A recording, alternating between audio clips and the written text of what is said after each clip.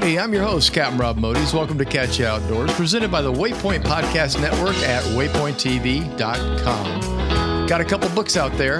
Amazon Kindle, Bridge to Paradise, book of short stories about travel, fishing, and life in the slow lane. Also, what I know about fishing Southwest Florida.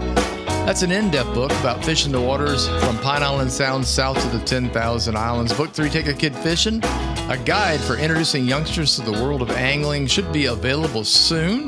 The initial edits are complete, the rewrite's underway, and soon the manuscript will be off to the publisher. Yay!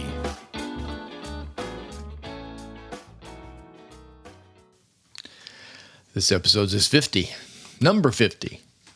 That's also hard to believe. I say that each and every week as it crawls toward 1 year, but anyway, which would be episode 52. I don't know if I have a celebration then or not, maybe. This one's titled The Islands of the Bahamas. I thought we'd do a little traveling on this podcast. Leave the state of Florida and just kind of head over to some islands that are close by. Some of my most memorable moments have happened to me in the Bahamas.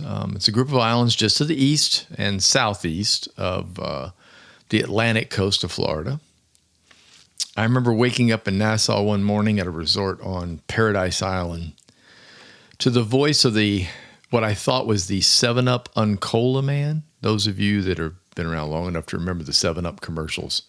The Uncola nut. Yeah, okay. So, that guy. Anyway, boldly, there was a conch horn blew. It's a conch shell, like blew the horn. And then he announced, it's like, good morning. Welcome to the Bahama Islands. It's going to be a beautiful day. And I thought to myself, this is exactly how every day should start. I also caught the biggest bonefish I've ever landed in the Bahamas. Had one close in Islamorada on the flats. Really nice one, but the biggest one was in the Bahamas. I've joined a Junkanoo band there and marched in the streets of Governor's Harbor on Eleuthera. I've almost sunk a Jeep there. I've caught many other fish, and I've been to some outstanding, beautiful beaches, and we'll get into that in a little bit. So let's start in Nassau. Let's start in I consider it like the capital of the Bahamas. It is. Maybe. I never looked it up. It's just the big island. You fly in there in an international airport. It's where all the cruise ships come in, and it's where the huge resorts are all on the beaches. I haven't been back there in over 25 years, and I hear a lot's changed. Unfortunately, not quite as safe as it once was, unless you're in the resort areas. But those things do tend to happen. I don't know. It's, the good people are there, and the good people are very friendly. And I've been told by people that have visited there that it's good. You just have to, you just have to watch your step, which is unfortunate. I hate to say that, but that's just the way it is in some places. You need to look at Nassau as the big city of the Bahamas, okay? So it is kind of like on the east coast of Florida, the Fort Lauderdale, Miami. It has the good and the ugly, the good and the bad. I shouldn't say ugly. It's mostly beautiful, actually. Paradise Island, where I used to go and stay, is the place to be. There's a huge resort out there called Atlantis, the Atlantis Resort, and some friends of ours go out there on a regular basis. I see their reports, I see their posts, and it looks absolutely gorgeous, although I haven't been. But I do understand that island, having been on Paradise Island, is unique. It's it's separated from the Nassau itself. It's kind of sitting out on the north edge of the island by itself, but it's absolutely beautiful there. And I think Atlantis would probably be worth a long weekend. Something about the Bahamas, just something general that you should know is like it's a getaway for a lot of East Coast Florida people. Whereas, on the West Coast of Florida, people were going to the Florida Keys. That's, typically where we are. The travel pattern is to either go down by boat. If you have a big enough boat, go straight down toward Marathon, or to come across the alley and then go south through Miami and down into where we are, Key Largo, and then down into the Keys. The East Coast is a little different. While quite a few Miamians come down on long weekends like this, we're at the holiday weekend right now. This is the Labor Day weekend. They're here, and this is Monday. I'm recording this on Monday, so they're heading back. So the road's kind of jammed getting out of here today. But this is their place to come. But a great many people go across the water, go across the Atlantic Ocean over to do the Bahamas. Some general info. There's casinos everywhere. Most are on the property of one of the many resorts that you go to. There are standalone casinos, and that's kind of like the way life works in the Bahamas is typically you wake up late unless you're going fishing. You wake up, you have breakfast, you hang out, you either go to the beach, whatever, go shopping. Then when you're finished with that, you head to the casinos in the late afternoon. You hang out in the casinos, you go back to the room, you clean up, you go back for dinner, you go to the casinos, and then the whole cycle starts over again. The central thing is a casino for a lot of people. Not for me. I'm not really, I mean, I like going to the casinos and I like seeing the action in the casino, but quite frankly, I'm a fishing person and I love the beach a whole lot more. So that's where I'm headed. But you can gamble the night away if you want to. Yeah. And since I don't gamble and knew nothing about what I was doing years ago, I remember waking up in the middle of the night, couldn't go to sleep, got a roll of quarters. Those of you that are old enough will know what a roll of quarters. You know, the bank won't even take rolls of money anymore. What's going on? Anyway, a roll of quarters, that's $10. I went down and I won a little over $300 playing a slot machine. One-arm bandit, as I call them. So, you know, my gambling did pay off once. You can rent a car to get around and explore most of the islands that you visit. Just remember, you'll be driving on what we call the wrong side of the road. So basically on the left instead of the right. Most of the automobiles, though, that are rented in the Bahamas are not like when you go to Europe. Most of the European countries you go to that drive on left, also you sit on the left side of the car. I'm sorry, the right side of the car. You drive on the other side of the car, the passenger side. That's not necessarily true in the Bahamas. Most of the cars are, I guess I call it Americanized, or they come from America. They come from the United States. So those cars are equipped just like we drive here. The only weird thing, of course, is you're driving on the other side of the road. There's lots of transportation if you're uncomfortable about driving like that. And some people are. It takes a little getting used to. You have to really pay attention to what you're doing when you make turns onto another road because it's not going to be like what you're used to. You also have to watch for pedestrians in different places, which is a little weird. But there's public transportation. There are little buses, there's cars, there's carts, taxis, all kinds of things to get you around if you really want to go. And if you're in the right place, you do mostly walking and bicycling. You don't even really need an automobile. Strictly speaking about the Nassau area, between airport and whatnot, hitching a ride is probably the easiest way to go. I mean, you could rent a car if you want to, but the island's small enough to where, getting rides from spot to spot via cab and stuff would probably be what I would do. It is what I've done, so I would recommend it. And then a lot of the resorts have bicycles, so you can grab a bike and go most anywhere you want. Again, be aware of the fact that if you're Americanized, you're going to be on a different side of the road, so you got to kind of watch out for that oncoming traffic. It's going to be completely backwards from what you're used to. Let's talk about some of the other islands in the Bahamas. Some of my favorite places. I'm going to save the favoritist one. I like that word, favoritist, for last. I'll speak mostly about the ones that I have actually visited over the years. With a few I haven't, but have firsthand knowledge of from friends that have visited there or fished there. But I'll go for the ones that I know the best and have been around the most. We're going to start with Bimini, the Bimini Islands. The Bimini group of islands, I think is the way they refer to it. We just call it Bimini. Just due east of Miami, about 50 miles or so, there's a group of islands that people that live on the east coast of Florida are extremely familiar with because with a decent-sized boat, something in the 28 minimum, I would say probably closer to 32 foot, 34-foot boat, pair of engines on the back, at least two, can get you across the Gulf Stream. It's a tricky waterway, and I tell people if you've never done it, you should go with someone that has or will, and then learn from it, and then maybe strike out on your own.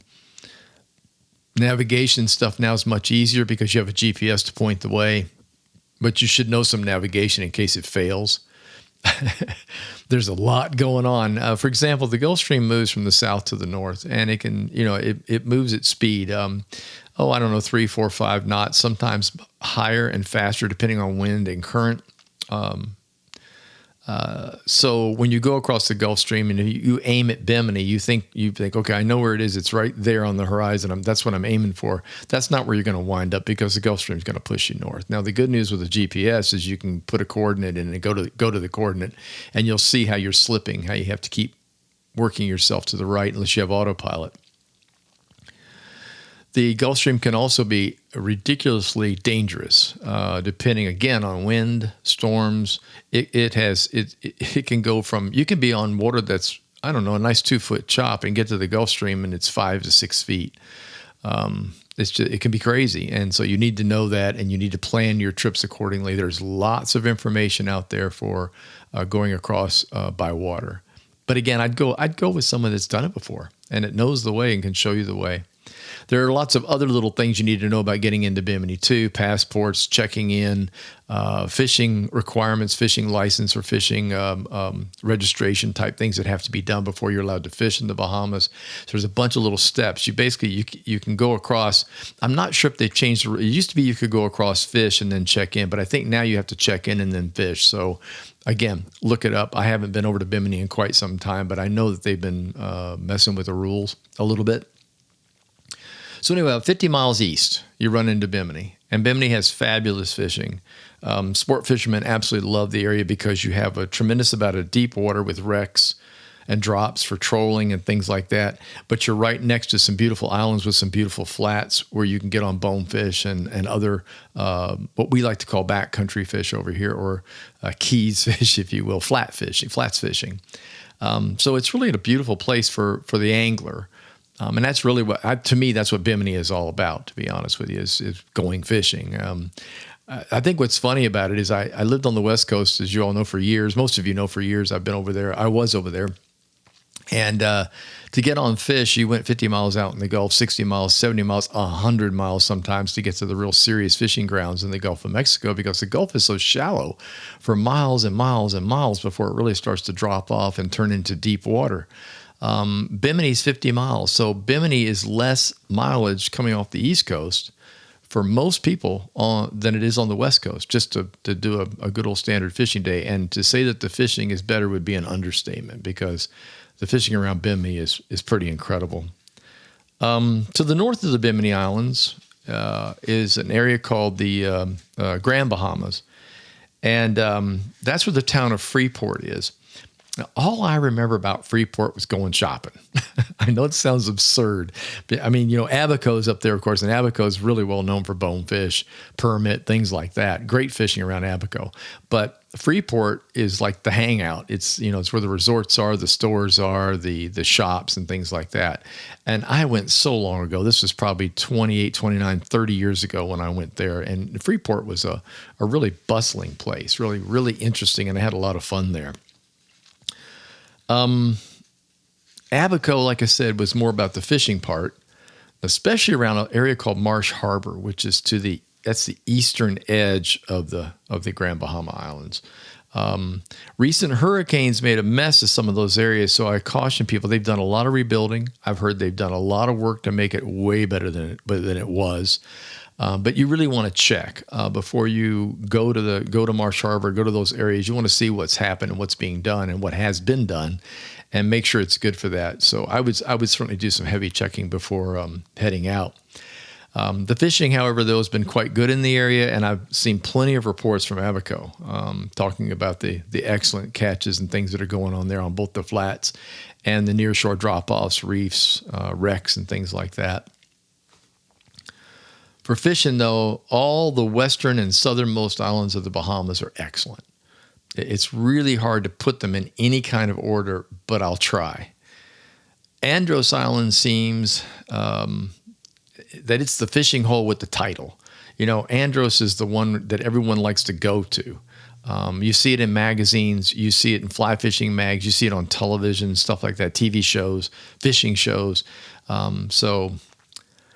But, I have to argue that Abacos are good, but they're not quite as good as the hidden gem of the Exuma chain of islands. Exuma is just head a little south on the western border of the Bahamas. So you're going down below Nassau and down in that area. You'll see a string of islands called the Exumas. And believe it or not, there's over 300. Last time I think I looked it up, there were like 345 islands in the chains in the Exuma chain. Fantastic fishing. Lots of guides. You should be able to locate a guide if you want to go fishing. I would highly recommend it. It's not some place you go on your own and go, oh, I got this figured out, because you won't, believe me. The guides are all local. They're excellent. They work very hard to put you on fish. When you're doing a trip like that, I would probably recommend that you spend 2 or 3 days fishing out of a week, maybe in the Exumas, so that you make sure you're going to get on the best fishing days, because you really never know in the Bahamas. Sometimes a day can be horribly windy. The next day it'll be calm. The next day you'll have rain, and it'll be windy and calm again. So it's nice if you can spread your stay out if you're really going after that bucket list fish that you're looking for. But man, there's some big bonefish around Exuma. I mean, around Exuma, around Exuma.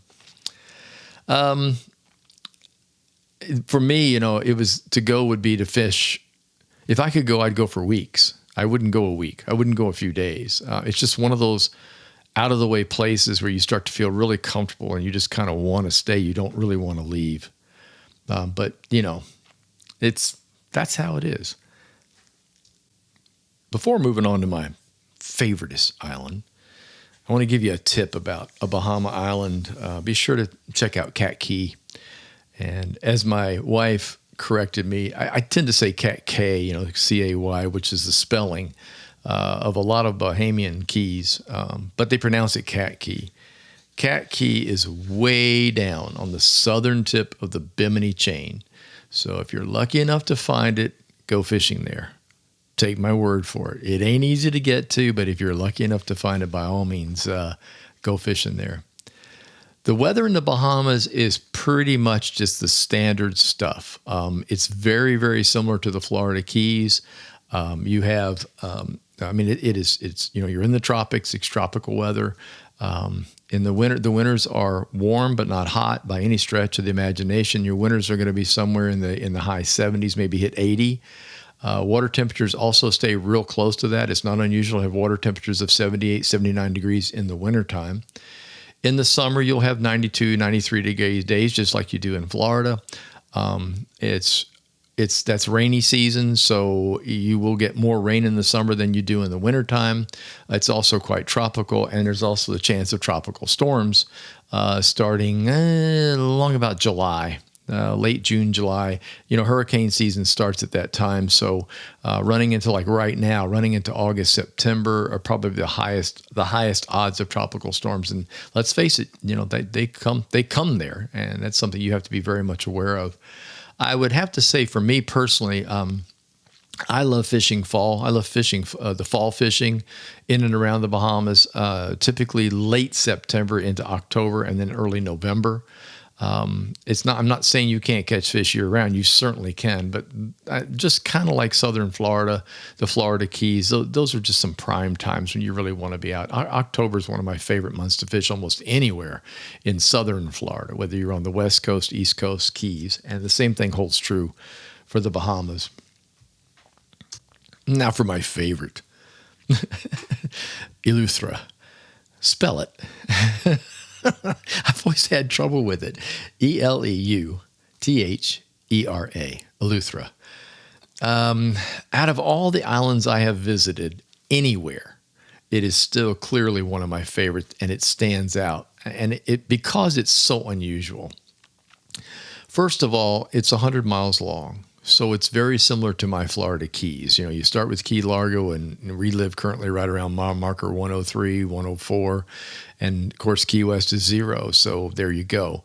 Eleuthera is also only a mile to maybe 2 miles wide at its widest point, and has a road called the Queens Highway that runs right up the middle of it from one end to the other. So you essentially have this kind of US 1 thing. However, the beauty of it and the lack of people is absolutely incredible. It's so much fun to travel up and down. Now, you'll need a rental car. Because the island is 100 miles long, because there's one highway running up and down the middle of it, the best way to get around is on your own. So be it. And it's, unless you go all the way up north to the resorts around Harbor Island and up in that area, they have golf carts, and the people up there drive around on golf carts. But just about everywhere else, it's transportation by car or bicycle. And while I'm thinking of that, one really interesting thing that we found about Eleuthera that I really liked was the friendly people, of course. Oh my gosh. They're more than willing to help. They're more than willing to point you in the right direction to whatever you're looking for. It also, most of the guidebooks recommend, and our friends recommended, that if you see a hitchhiker, pick them up. It's that safe. And in most cases, the Eleutherans don't have travel. They don't have a car. They get around generally by foot or bike. So if they want to lift to town or something, then pick them up. Sunday is a big day. Sunday, they're all going to church, and they'll be dressed up, standing near the side of the road. Pick them up. Take them to church if you have space in your automobile to get there, your car to get there. Eleuthera is on the very eastern edge of the Bahamas. It's as far over as you can go. And so it makes it unique in the fact that one whole side of it faces the open Atlantic Ocean, and the other side faces the Caribbean Sea. So I think what I enjoyed about that was the fishing capabilities, because I'm a tidal person. I'm all about tides and how they work. And this is a place where your tides are going to be radically different on either side of an only mile or 2 mile wide island, because you're dealing with really heavy Atlantic tides. Very few passes through Eleuthera to the other side. You don't have like this constant opening like you do here in the Florida Keys, where you go over bridge. This is one long solid island, except in a couple of places. So the water doesn't exchange. It doesn't move back and forth from the Caribbean side to the Atlantic side all that much. And that makes for very interesting fishing days, because you can get a tide on one side of the island, it's perfect. And then when it starts to go bad, you just move to the other side and get virtually the same tide later or earlier, depending on how you move about the island. And I always thought that was pretty fascinating. But it's a skinny island. I mean, all in all, we're talking, again, something about no more than a mile or two wide. The feature that we enjoyed the most, that my wife Janelle and I enjoyed the most about the island, was the hidden beaches. They even produce a book that you can pick up when you get to Eleuthera. A lot of times, wherever you stay, they'll already have it in your bungalow or your room, your cottage. But it's about the hidden beaches of Eleuthera, and it comes complete with GPS coordinates on how to find them. We were using a little handheld GPS. As you drive down the Queens Highway, you'll find these little pull-offs, these sand or dirt roads, and you pull off and you drive a half a mile maybe over, and all of a sudden you will pop out on like a ridge on one of the most beautiful beaches you've ever laid eyes on. And just think about this now. There's 100 miles of that. Most of these beaches you will not see a soul. You'll have the whole thing to yourself. Set up your chairs, kick back, don't do anything. Bring your snorkel gear. We did a lot of snorkeling. There were beautiful places that are it's just hard to describe how pretty some of these things are. Just think of a long, skinny island that's known for, in the north, pink sand beaches. Close to Gregory Town, you've got Surfers Beach that has big waves. I mean, think about that. You actually have surfing on one of the beaches. Bay Beach has these shallow waters. Surrounded by trees is the Ocean Hole, which is a natural inland swimming spot with tropical fish and turtles in it. It's unbelievable what you actually see at this place. The Queen's Bath, I think, was probably one of my favorite places that we went.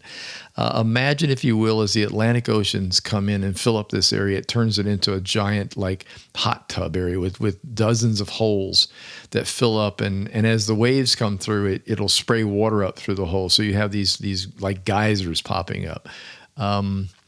There was really just no end of adventure. There really was. There was no end to adventure in the place. Probably the most remarkable thing happened to me was, we've laughed about it. We've talked about it quite a bit. We almost sunk a Jeep. We tried. We went to a beach. We went to fish.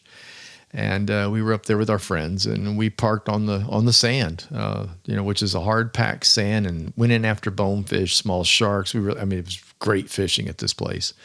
And as the tide came in, the sand softened and the vehicle started to shrink. Well, Ellen and Angie got theirs out and I didn't. Mine sunk to the wheel hubs. And then it became a serious issue as the tide came in, because Atlantic tides don't mess around. They come in a hurry. We had a guy show up on the embankment. He saw what was happening. He's a local. He got on his cell phone and started calling. He sent friends.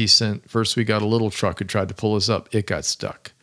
They called a bigger truck. He came. It got stuck. This went on until finally they called the I guess we'll call him the the sinking vehicle savior of Eleuthera Island, Steve. Steve, the giant dump truck driver. Okay, this is not what you'd expect to see in Eleuthera. Okay, everybody's driving small vehicles, 4-wheel drive, things like that. Like I said, bikes, bicycles, motorcycles, scooters, that kind of stuff. So in comes this giant dump truck, and they said they've called the guy that will get us out. Steve is he's an American. He's an expatriate, from what I gather. He's probably figured out. I don't know. I guess he barged the dump truck there, but he's much needed for fill and things like that. Well, a dump truck on top of this soft sand is very much like a battleship on water. Displacement means a lot. In other words, it doesn't sink.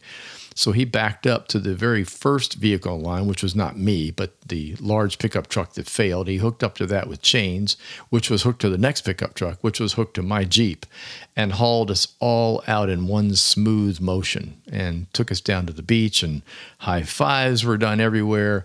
Everyone broke out Click beer, which, by the way, you have to have Click beer when you go to the islands, to the Bahamas. And great celebration happened that I actually didn't sink a Jeep. All I could picture was how much this was going to cost after I put a Jeep at the bottom of the sound. Totally not cool. But anyway, what the important thing to note about this is the camaraderie. The people came to help. They looked at, here's a bunch of crazy Americans. Look at these Yankees out there. They don't know what they're doing. They got themselves stuck on this flat. He's sinking a Jeep. But they came and rescued us. And we met a lot of great people through that. And one of the people that we had run into over the time was a local fisherman who would go out and get grouper and gave us directions to his house. We went to his house. He had a giant, huge coffin cooler full of fresh grouper that he'd caught during the week. Got ourselves a big chunk of grouper, took it back, put it on the grill, and had grouper on the grill. So the things like that that's what just I really liked about going to Eleuthera and the island itself compared to all the other places that I visited in the Bahamas. And I've been to quite a few places. I mentioned early on the Junkanoo Band. Yes, that was the same trip. We were all tired. We were just about to give up for the evening. Then we heard a Junkanoo Band playing. For those that don't know what I'm talking about, it usually involves whistles, clapping, banging on drums, stuff like that to a pretty steady rhythm. They have costumes they put on. Before you know it, we have costumes, we're in the Junkanoo Band, and we're playing in the streets. So that's my thought on Eleuthera. That's what Eleuthera is all about. If you get a chance to go. There are flights out of Fort Lauderdale and Miami, direct flights that'll take you over to Nassau, to Eleuthera. Like I said, there's 2 airports on Eleuthera. You can fly to Bimini. Perhaps you'd like to take a boat trip of some sort. There's a ferry service that runs from Fort Lauderdale and goes over to Bimini Island. There are other ways to get there. If you're a diver, snorkeler, you enjoy that kind of stuff, you don't fish, you cannot miss the islands. The water is gorgeous, and you'll see sights that you rarely see anywhere else. It reminds me very much of the Florida Keys on steroids, is the only way I can put it. I love the Florida Keys. I love diving here, snorkeling here, fishing here. It's just another step when you go to the Bahamas. And if you get a chance to go and you get a chance to get away, by all means do it. I'm sure you'll enjoy yourself thoroughly. Thank you so much for listening. I appreciate you taking the time to tune in. If you enjoyed the podcast, please tell a friend and leave a review. My podcasts are scheduled for each and every Tuesday. Catch You Outdoors is presented by the Waypoint Podcast Network and is available on Waypoint and by many of your favorite podcast providers. The Facebook page is Catch You Outdoors. The website is waypointtv.com and catchyoutdoors.com. Until next time, get outdoors and enjoy.